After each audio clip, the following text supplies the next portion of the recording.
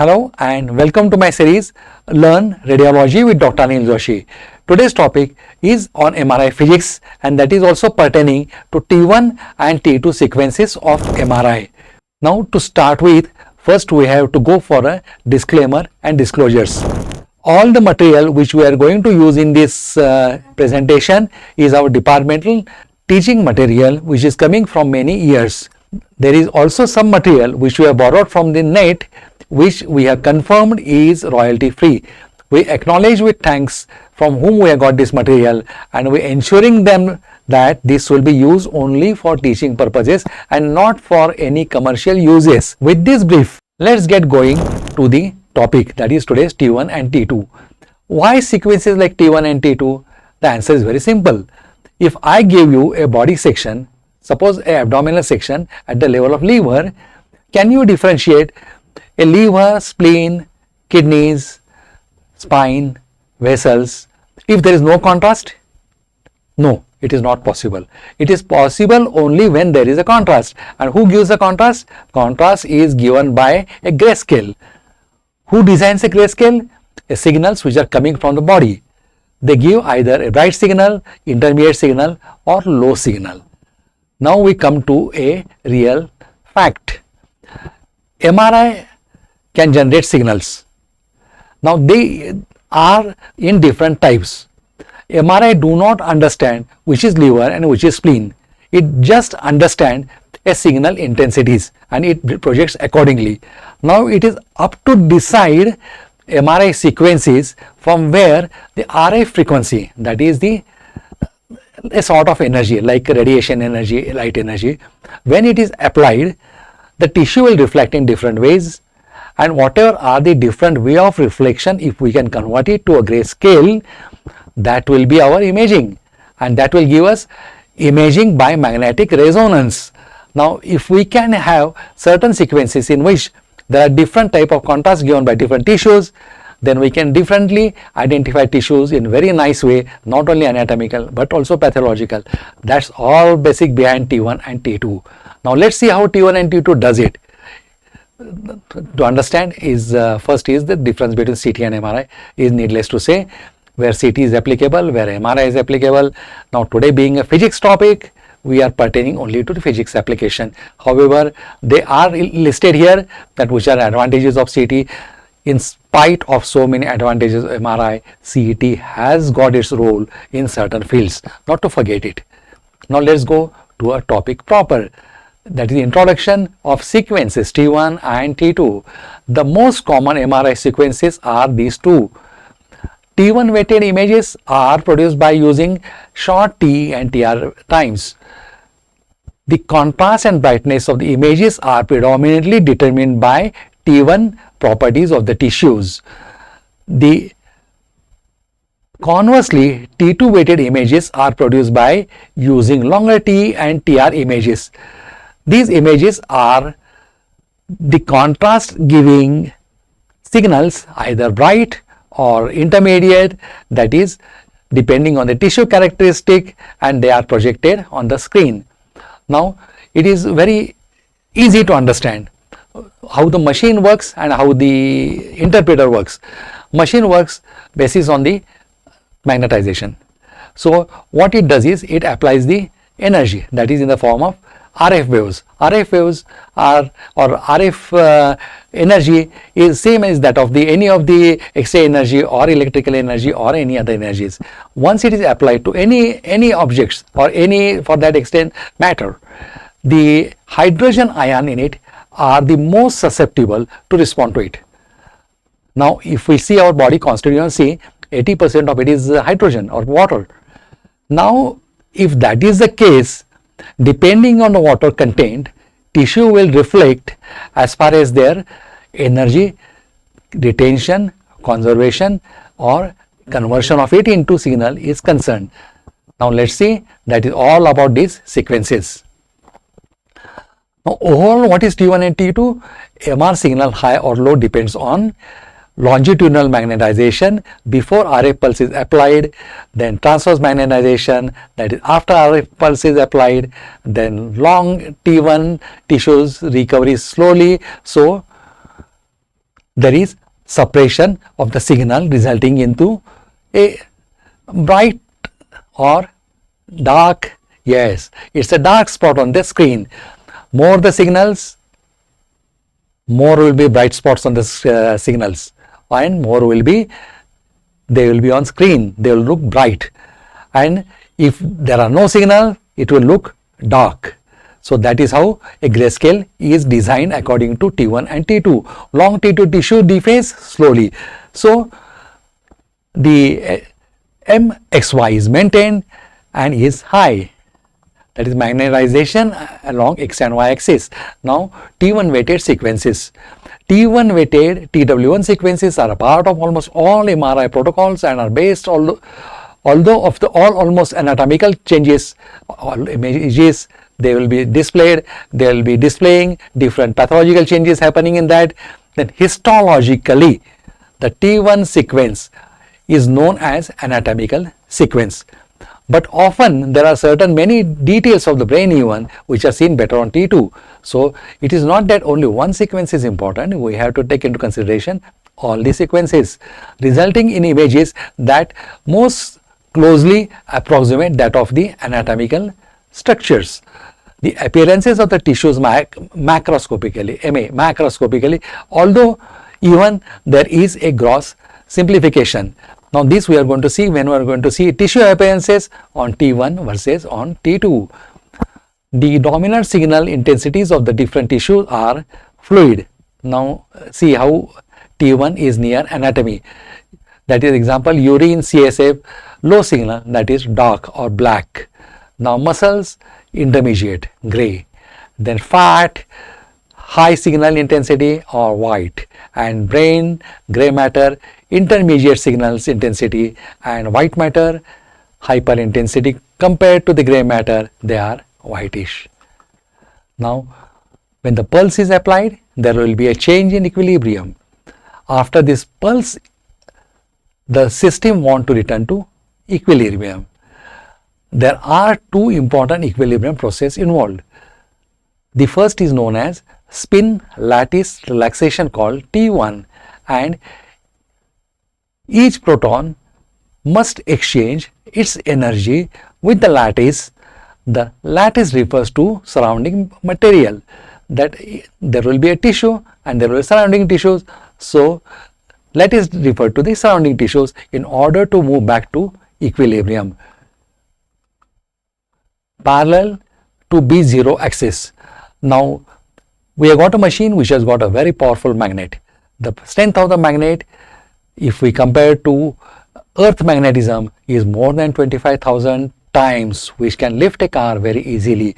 So B0 magnetization refers to magnetization produced by the tunnel of the machine, which is along the long axis of the patient. In order for energy exchange to be efficient, it needs to be at resonant frequency of the proton. Proton are just, most of them are water, just like with the energy pulse that the scanner sends. Thus the neutral frequencies of the motion, that is the speed at which the protons in the tissues rotate, having to be similar to that of Larmor frequency. Now T1, it is seen that pure water has a very wide distribution of neutral rotation speed. Only a small fraction of the water molecules at any given time are at high speed for efficient energy exchange. It takes a long time for water protons to relax, so the T1 of the water is very long. If the proteins are present in the water molecules will be inert, or they will interact with them, and that will alter the signals. So we are talking of the hydrogen, that is pure water. Hence those molecules are so large, that is protein that is mixed in a water. They slow down the water molecules and take the energy exchange more efficiently. In fact, the protons are bound to long carbon chains, and the rotation of the carbon bonds, that is at a frequency close to the proton Larmor frequency. Therefore, fat protons have a very efficient spin lattice exchange and a shorter T1, which is reflected in the signals sent back by them. How do we measure the effects of T1 relaxation? As mentioned above, the MR scanners can only measure XY magnetization. We have to flip the Z components into XY components to measure it. Thus, how do we measure T1? We flip the magnetization into XY plane and wait for it to recover for some specific time. This time is called as repetition time or TR. You will see why. Although you can think of it as the T1 recovery time, after this time we flip the recovered magnetization into a XY plane and then we measure it. To re-emphasize, we are measuring the amount of Z recovery, that is the spin lattice recovery, that has occurred after TR by flipping it into a XY plane after the recovery. Tissues with a faster T1 will have recovered the most signals in TR time, so they will have the bright signals on the screen. Tissues like water with poor spin lattice energy exchange will have recovered the least signals. The fewest protons will have been able to flip back. Thus, they will have the dark signal. Now coming to T2. How can you tell the difference between T1 and T2? In general, T1 and T2 weighted images can be easily differentiated by looking at CSF. CSF is predominantly water. The CSF is dark on T1 weighted imaging and bright on T2 weighted images. The third commonly used sequence is the fluid attenuation inversion recovery, that is FLIR, which we are going to see subsequently in this lecture after T1 and T2 or in some other lecture in more detail. Now T2 weighted sequences are part of almost all the M.R.I. protocol without modification. The dominant signal intensities of the different tissues are fluid, very high, white, now muscles, intermediate, gray, fat, high signal intensity, that's white, and brain, gray matter, intermediate signals intensity, that is the gray, and white matter, hypodense compared to gray matter, that is darkish. What is fat separation? In many instances, we want to detect edema in the soft tissues, which often have significant component of fat. So connective tissues are there, fat is there under tissues. So if we want to measure the edema in them, then we have to go for fat separation. As such, suppressing the signals from the fat allows fluid, which is of high signal, to stand out. This can be achieved in a number of ways. For example, chemical, fat saturation or stir, but the end result is the same. There are different contrast agents in magnetic resonance MRI types. T1 weighted MRI, the signal of the fatty tissues and suppressed the signals of the water. T2 weighted MRI enhances the signals of water. Now here we are seeing the different type of tissues like water, gray matter, muscle, liver, fat, tendon, proton, etc. Now in that T1 and T2 comparison is given. This is same what we had discussed just now. In summary, T1 recovery. Due to spin lattice relaxation, recovery of longitudinal magnetization, T1 time constant is time it takes to recover, that is 63% of the maximum time. So that is called as T1 recovery. Now what is T2 decay? These are the certain terminologies we should know. Due to spin decay, decay of the transverse magnetization will occur. Then T2 time constant is the time it takes to decay to 35% of the maximum magnetization along the x-axis. Now T2 star are the free induction decay. Then T2 decay due to superimposed magnetic field is inhomogeneous. These are the certain things which are related to T1 and T2, which we should know by definitions, and T2 star shorter than T2. Now what is the comparison between or difference between T1 and T2? Let's summarize them. Water, long T1, long T2. Fat, short T1, short T2. T1 is always longer than T2 except in pure water, in which T1 is equal to T2. The two basic types of M.R.I. images are T1 and T2 images, often referred to as D2 and T1 images. And this is now we are summarizing. Now what we are seeing is T1 and T2 images are all about the fat and water, which gives them a signal.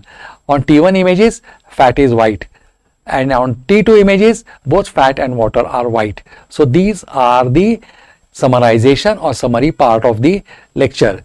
The timing of the radio frequency pulses sequence used to make T1 images result in images which highlight fat tissues and the body. This is the difference between a fat and the fluid, that is water, which we make use in the sequence. Then the timing of radio frequency of pulse sequences used to make T2 signals result in image which are highlight fat and water within the body. This makes things easy to remember. T1 images, one tissue type is bright, that is fat. T2, two tissue type of bright are fat and water. With that, we are coming to end of lecture. I thank you for giving me your valuable time. It's important to know difference between T1 and T2, tissue appearances between T1 and T2, why certain tissues are bright on T1, why certain tissues are bright on T2 or dark on either T1 or T2. Once you know a tissue contrast, how the tissues are differentiated, it will be easy to identify from the images. Thank you, goodbye and take care.